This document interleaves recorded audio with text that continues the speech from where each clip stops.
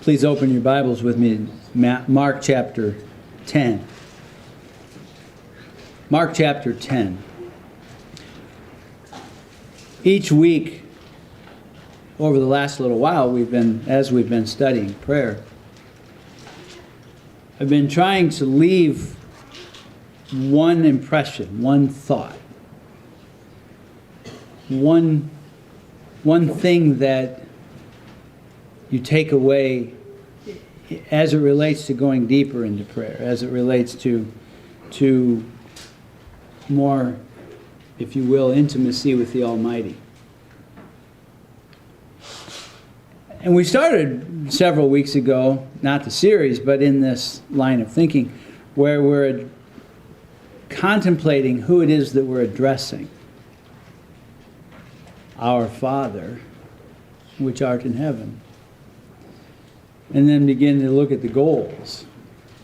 Hallowed be thy name. A couple of weeks ago, we began to try to talk about and think about being specific in our prayers and praying for one another. Last week I looked at the fact that I trust that you're praying for me and all of the balancing that has to take place. Balancing of what to preach and when to preach and how to approach it and those things. We find another passage in Mark chapter 10, and I want you to notice with me verse 51 and 52.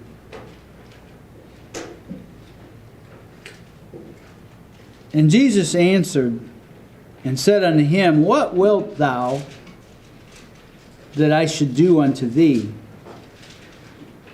The blind man said unto him, Lord, that I might receive my sight. And Jesus said unto him, Go thy way, thy faith hath made thee whole. And immediately he received his sight and followed Jesus in the way. I want to think through that interaction a little bit.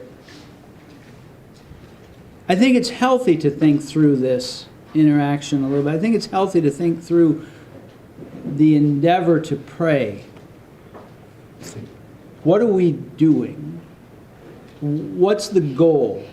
How are we intending to arrive at the goal? This interaction between verse 50 and 51, between the Lord and this one who is blind, is very remarkable. We can all agree the Lord knew, let's just say, the Lord knew before he had this interaction. The Lord knew before he was face to face with this one. The Lord knew before he had the conversation with this one, being the Lord, right? He knew what was going to take place. He knew what the man would want. He knew that the man would ask. He knew that he would answer. Think about that. One looks at prayer and says, why? The one song, prayer moves the hand of God. And I understand what they're saying. I don't think it's exactly accurate. I think prayer does more in moving me, preparing me, putting me in a right mindset. And I understand what they're saying. I'm not being critical of the song. I say that it needs to be the thought needs to be balanced a little bit. You can take that thought that prayer moves the hand of God and you turn it into just your wish list and you get what you want when you pray. And that's not, obviously, that's not what you find in your life or mine. It's not what you find in the Bible. It's not what Paul found in 2 Corinthians 12. He didn't get what he wanted. The thorn of the flesh was going to stay. And that was by God's design. But this one has a request.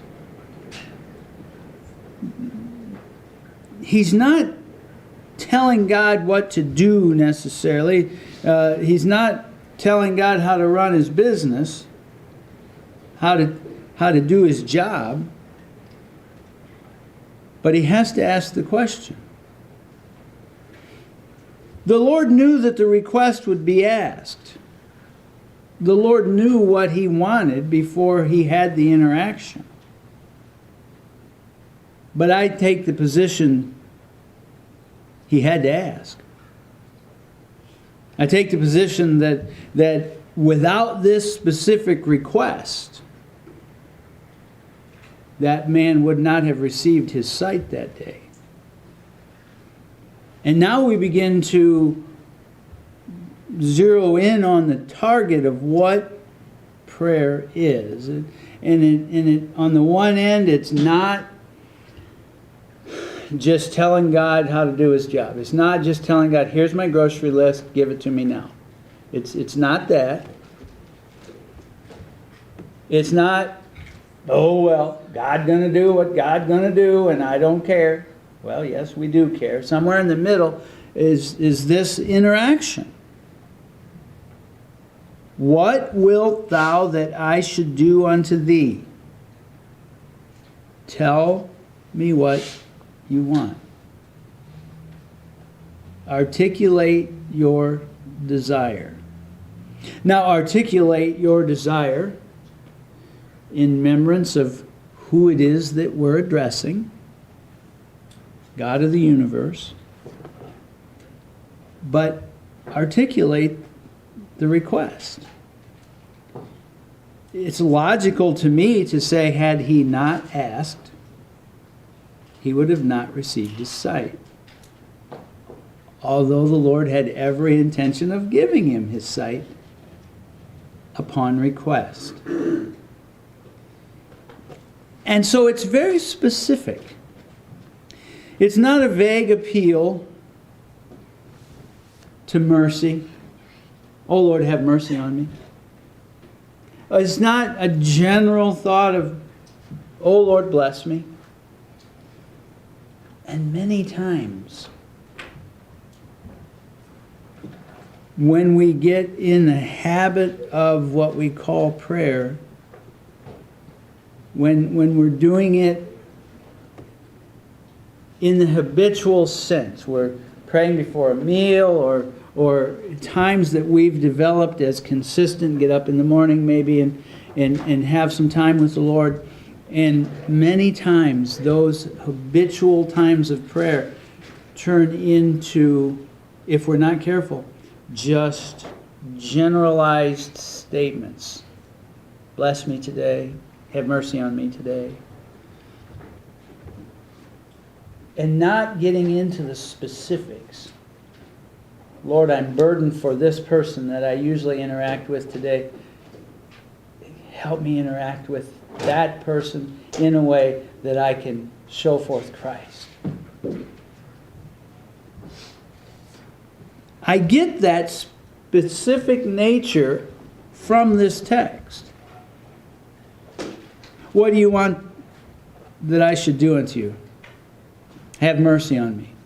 Bless me. That's not what he said, and that's not exactly what he got. He wanted his sight. It's okay to make that request specifically known, done appropriately, done properly, not done demandingly, not done assumingly, and not done without the consideration of who it is that I'm approaching. But with all those things in place, well, what do you want that I should do to you? I want my sight back. And immediately he received his sight and followed Jesus in the way. I think it's intentional on the part of God everything's intentional on the part of God, right? But to design prayer in a way that we come to Him humbly. We come to Him not knowing exactly how He's going to answer. We come to Him if we're mature enough to realize our need to come to Him, and come to Him yielded to His will, whatever that is. We make our requests known. James said, some of you have not because you ask not. So we make our requests, but we make them with the proper humility, with the proper deference to who He is. But let us endeavor to think through what the goals are in our prayer life. Think through, I don't mean the goals of our prayer life, but as we are praying, and we're praying about a specific circumstance, what's the goal? For the child of God with some maturity, the goal is not, I want to get my way. Now, we have an opinion, and we hope that it goes our way, but that's not the goal. For the child of God with some maturity, his goal is, I want to honor you, Lord. Whatever else happens. I come out of this thing on top. I come out of this thing 6 feet under. I come out of this thing somewhere in between, kind of beat up. Whatever honors you. That's what I want. And if that's the goal, whatever honors the Lord, in the realm of making this request, then how do I get there? How do where am I in the position to honor Him? What outcome honors Him? And how do I play into that in a positive way? I think our prayer life has to be, when it's strong and when it's vital, it has to be thoughtful. And we've all heard it and we've all done it, where we just kind of say the same things. Save the lost, bless the sick, be merciful to this group, and you've kind of prayed for everybody, but you haven't named anybody. And you haven't poured your heart out for Jim or Joe or Pete or whoever that's heavy on your heart. Where you get to the point where you, in your mind, you're entering into the presence of the Almighty, and He says, what would thou have me do? And you've thought through it enough to give answer. Now, this is not a hard answer for this man to give. I'm blind. I'd sure like my sight back.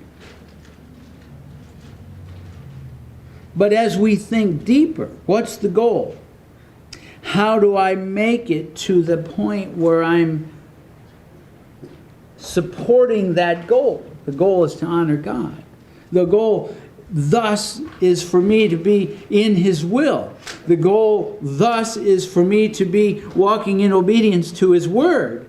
The goal is thus walking in obedience to His word, being in the center of His will, as led by the Spirit of God. So the thing takes on a real life of its own when you thoughtfully give answer to the question, what wilt thou that I should do unto thee?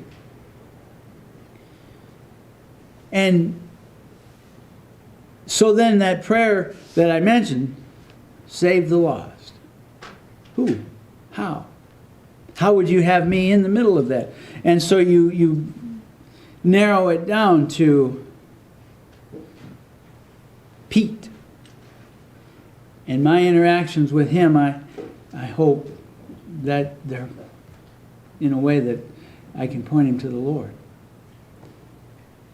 And then you go to the sovereign of the universe in prayer, and he says, what wilt thou that I should do unto thee? Oh, I'd love you to save whoever. How am I a tool used in that? I'd love for you to get honor out of this person's life. I'd love to be used of you to point this person to the cross. How do I do that? How do I connect with him? And here's the thing. I know I can't connect with him unless the Lord prepares his heart. So, Lord, you begin to think through this. You begin to think down as what wilt thou that I should do unto thee? Well, Lord, I need you to prepare this person's heart. Give me opportunity to talk with him and to talk with him that he's prepared to listen. For whatever reason, whatever it is that you've used in his life to bring him to that place, he's ready to listen. And Lord, as you've worked on him and you've got him ready to listen, work on me. And put the compassion of Christ in my heart and the words of God on my lips and the Spirit of God giving me boldness to tell him about Christ. And to do it accurately. Father, I want to do it accurately. And so this 3 words, save the lost. When we drill down into it, there's so much to that. And that's how I think we ought to be praying. It's how I need to pray. And I know I need to far more than I do. And not just generalities and not just passing phrases that we use over and over and over, but sharing our hearts with the sovereign. We might pray for heal our land. Well, there's a lot of healing that needs to be done in our land.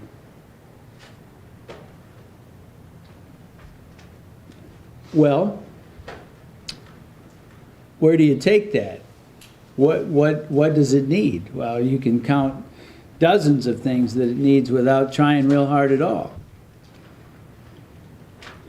Then you begin to start thinking through that and say, is it the Lord's will that he heal the land? There were many times we find and I'm not comparing this country in any way, shape, or form. I'm not comparing it to Israel and Israel's relationship with Jehovah that they had, say, in the Old Testament. But this land was a land that was blessed of God at one time. And this land was a land that walked in the things of God far more than it does now. And the Lord blessed because of it and in it. There were many times that Israel was a mess. At that point in my reading right now, as I'm reading through my Bible, this king rose up and did evil in the sight of the Lord, and his kid rose up and did evil in the sight of the Lord. Once in a while, you get one that rose up and did right in the... Finally, a king that did right in the sight of the Lord. And he died. And the next one rose up. And you could see the downward decline. Israel as a nation, after they divided, never had a godly king. And Judah only had a few. And there was so much going on with the land. Sometimes the Lord would say, you guys get a time out. I'm not going to fix this. I'm going to take you into captivity. I'm going to have another nation conquer you. So you make the prayer request, heal our land. Well, I got to back up and say, what's the Lord's plan with our land? What's his end goal? What brings him honor? Well, what brings him honor is fulfilling his word. what's his word have to say? Well, you don't find us in the latter parts of the eschatology. So is he just going to roll it up and put it off to the side? Maybe. So then you begin to pray differently. Lord, let me shine. While I'm here, let me shine brightly for Christ. And as you think through the prayer, because you've put a specific nature on it,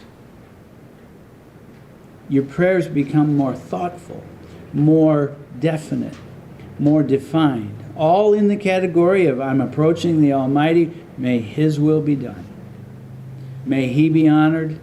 May His kingdom come. May His rule be done on earth as it is in heaven. Instantly, joyfully, wholeheartedly.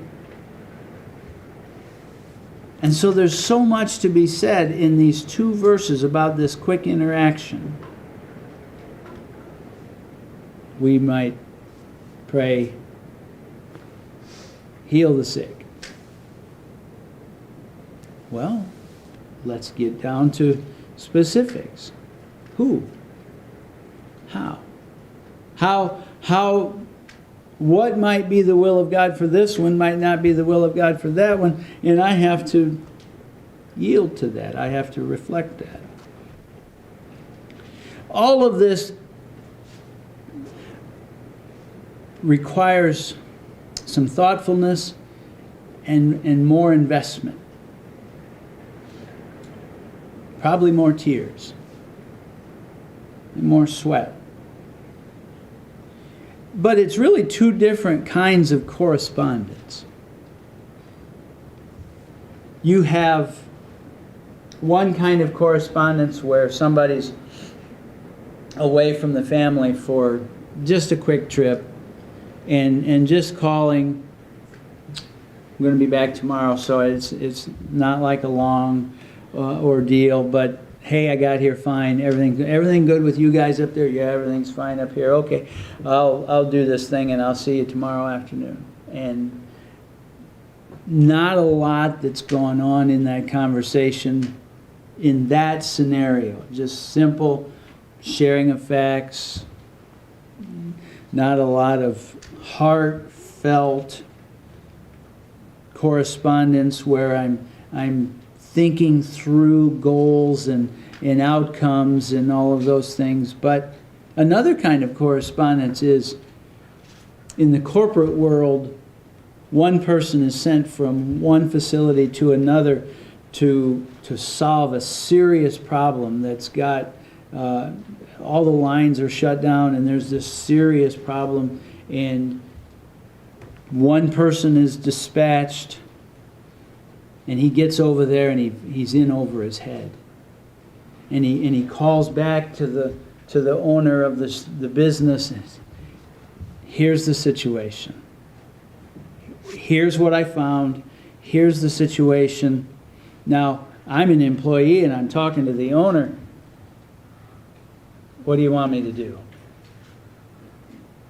Do you want me to spend $1 zillion and fix this? Do you want me to just chuck it all and start over? Do you know of a repair? And you begin to think through your request. And you take that request to the owner and you say, what do you want? How do you want me to deal with this? And you give deference to what he wants. You give deference to the owner of the company and the outcome and it causes you to think. In the first illustration, I mean, you could probably have that conversation anywhere, almost any time. Driving down the roadway, hey, how's it going? Everything's fine. Everything's fine with you. Everything's fine with me. Good. Yeah, see you tomorrow. The second conversation, you're serious. You've shut off other distractions. It's probably serious enough. You're not driving down the road even in the car. You're 1 singularly focused on hey, owner guy, what do you want? How do you want me to approach this? Because I represent him, the owner, I'm the employee and I represent him, the owner, I need to know what he wants of me. I need to know what his goal is, and I need to know where he wants me in the process of getting to that goal. And I think that's prayer. The thought process of what is the goal of God in this? First, to honor him. That's always the ultimate goal, to honor him. To get to that point, where do you want me? How am I an instrument in this thing? And I give deference to the Lord in it. This drives me to a much deeper thought process than, hey, how's it going? Or the demanding thought process. I'm sorry, I don't mean the demanding thought process. I mean demanding of God in just thinking about what I want. Give me what I want. But it drives me to a much deeper correspondence with God. It drives me to a far more personal dialogue. And I think that's healthy. And I think it's needed. The Lord in Mark chapter 10 knew what he was going to ask, and he asked it. I want my sight back. And the Lord said, you got it. I'll give it to you. And immediately he received his sight. The Lord granted his request. Reminds me of Ezekiel 36, after he says all of those I wills. I bring it up all the time, I know. I will. They will be my people. I will be their God. Yet will I be inquired of by them. They're still going to have to correspond. They're still going to have to keep the lines of communication open. And my thought to you today is to think through that. And I have no misassumptions about the depth of my normal thought process. I know it's not. I have to work at thinking through things. Some people it just comes naturally. Some people just see it and just start going deeper right off the bat. I don't. God help us to do that. And seek to enter into the presence of the sovereign of the universe. Humbly, respectfully, yielding, and make our requests before God. Vowing to yield to his answer, whatever that is. Say, thy will be done on earth as it is in heaven. But along the way, as we make our requests before God, get very specific. Name names. Consider goals and how to get there. And go deeper in our prayer life with the Father. And stand.